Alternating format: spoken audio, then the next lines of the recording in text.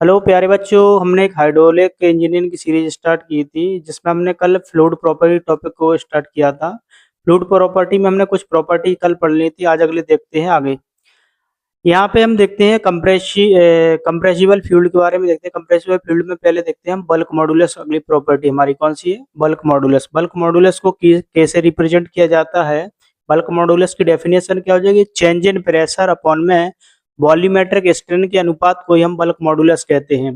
Bulk modulus का जो formula बन जाता है वो क्या? के बराबर डेल्टा पी अपॉन में डेल्टा वी अपॉन वी के अनुपात को ही हम बल्क मॉडुलस कहते हैं। इसकी यूनिट क्या हो जाएगी बल्क मॉडुलस की? तो इसकी यूनिट न्यूटन प्रति मीटर स्क्वायर हो जाएगी।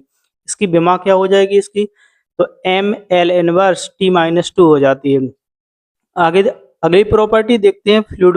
अगली प्रॉपर्टी देखते हैं क्या हो जाती है? कंप्रेसिबिलिटी। कंप्रेसिबिलिटी को बीटा से रिप्रेजेंट किया जाता है। कंप्रेसिबिलिटी जो होती है वो बल्क मॉडुलस की इनवर्सली होती है।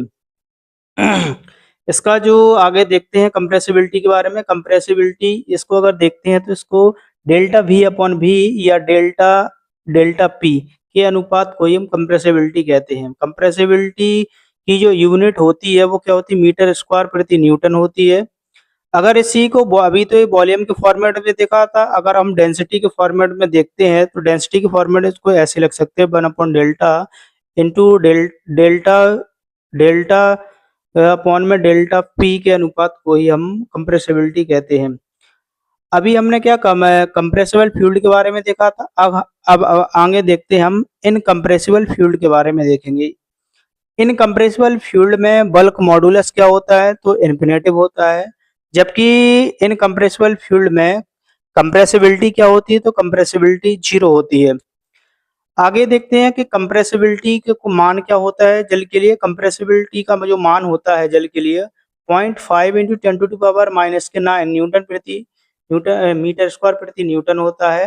जबकि एयर के लिए कंप्रेसिबिलिटी का जो मान होता है 1 इंटू 10⁻⁵ मीटर स्क्वायर प्रति न्यूटन होता है।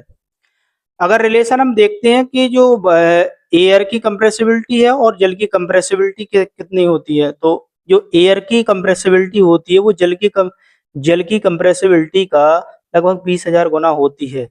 अगर वीडियो अच्छा लगा हो तो लाइक करो, सब्सक्राइब करो, दोस्तों को शेयर करो। वीडियो आगे कंटिन्यू आते रहेंगे।